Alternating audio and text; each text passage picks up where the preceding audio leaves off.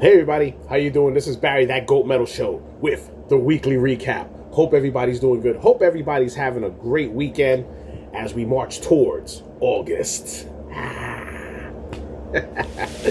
All right, guys, everything's been going. We just been a bad week altogether. Lost some great people. Besides Ozzy, we've just lost Hulk Hogan. It's just been sad. And, the time of making this recording, we're going to be sitting down with Francisco from Jawaba, Jamming Out All Badass. We're going to have a nice little discussion about Ozzy, Black Sabbath, what they meant to us. Hopefully, it should be good. Talk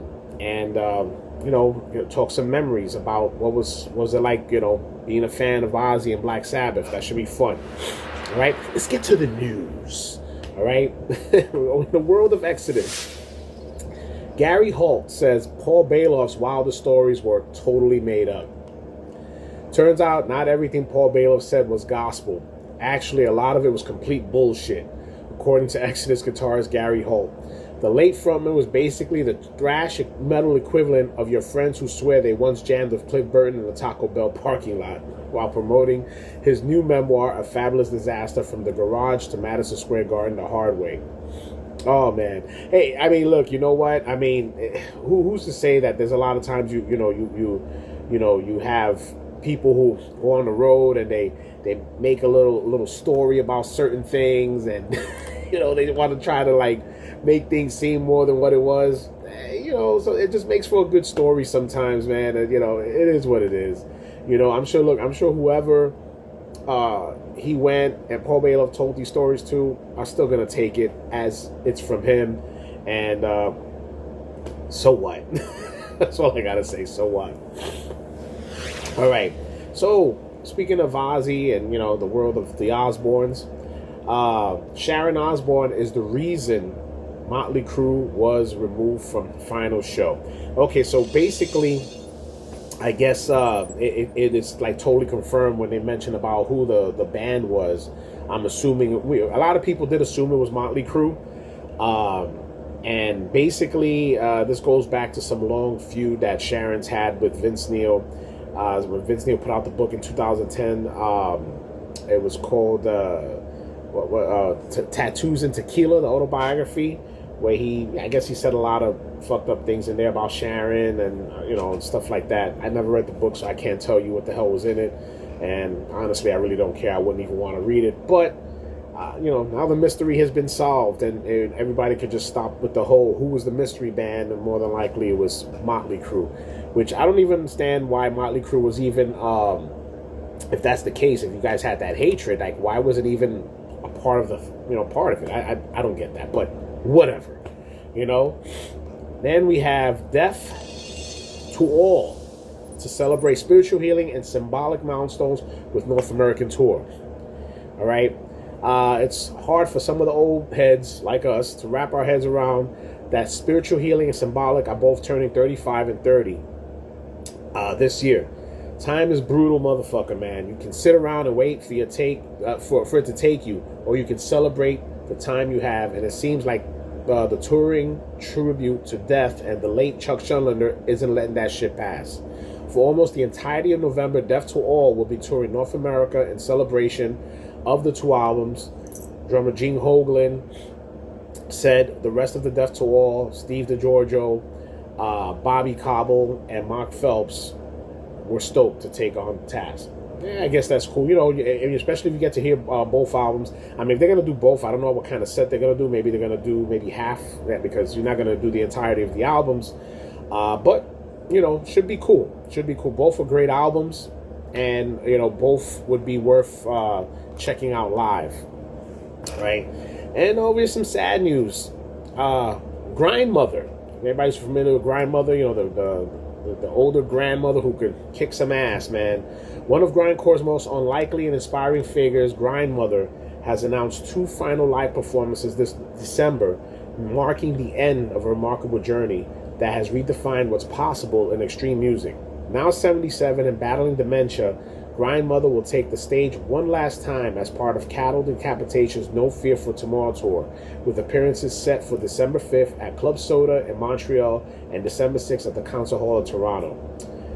Yeah, that's sad, man. You know, who would have thought? I mean, but that tells you right there, whenever we talk about age and stuff with extreme music, hey, Grandmother, man, you know, you know, gotta give her those props, man. That's amazing. That's amazing. That truly is amazing. Now we're gonna go into some metal bochinche. All right. David Ellefson reveals tensions with Dave Mustaine began over a plan to re-record Metallica's No Life Till Leather demo.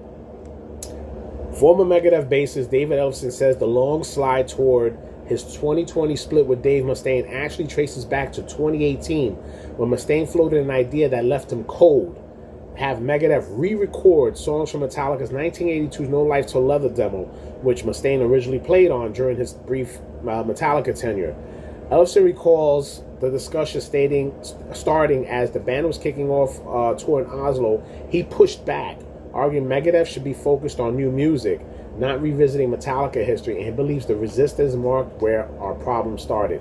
Yeah, but yo, that could say a lot, because you know, fucking Dave, he be holding grudges, man. He holds grudges well. And I know there was a podcast recently, the Dave Ellefson podcast, where he had Steve DiGiorgio on it. And if anybody's familiar, they know that Dave Ellefson, I think, originally was going to record. He recorded, I think it was the Sick, the Dying, and the Dead, and took off all his bass lines. Had Steve DiGiorgio come in, do the bass line, redo the bass lines on the album, and then he had I forgot the name of the bass player that he put in later that took over. I think doesn't matter right now for the story, but. Yeah, so, you know, look, man, you know, it is what it is, man, and it's not a surprise. You know, unfortunately, you know, Dave has his ways about things. When it comes to you know, when Dave wants something done, you can't push back on him. You know, you've seen the slew of members that went through Megadeth. I mean, that's not a surprise. That is not a surprise whatsoever. Yo, man, that's his way. And, you know, look, not to say that it's the right way, but that's his band. And if this is the way Dave wants it, and you know, you join in his band, and he says, you know, this is as much say as you could have, then you got to go with that as much say. So if you knew that was going to be a pushback, he was like, hey, let's do the new demo. Nah, fuck that, new music, that's it. The hammer fell on you right then and there. It is what it is, man. You know, I mean, I feel bad for Dave Ellefson, because, you know, look, man, you know, he went through a lot of shit, you know, with that controversy he went through. And, you know, it's just really fucked up, man. And he's got to go through that. But, you know, look, he's a great fucking bass player. He's not going to have a problem finding any work. There's always somebody who's going to use him, or he might just start up. I mean, he's got a couple of good bands. He's got that death metal band he plays for that I really enjoy. So, there you go. It's bochinche, but bochinche we already kind of figured out anyway. But, all right. Let's get into some other bochinche that's fucking heavy duty right now in the world of Profanatica. Oh my goodness. Basically, I got this. I mean, when I heard about this, it was right before it got spread out. It was a post put up by Angel Corpse, ex-Angel Corpse Pete, from a reliable source. I won't say who sent it to me, but this is what it read. Regarding Paul Letney.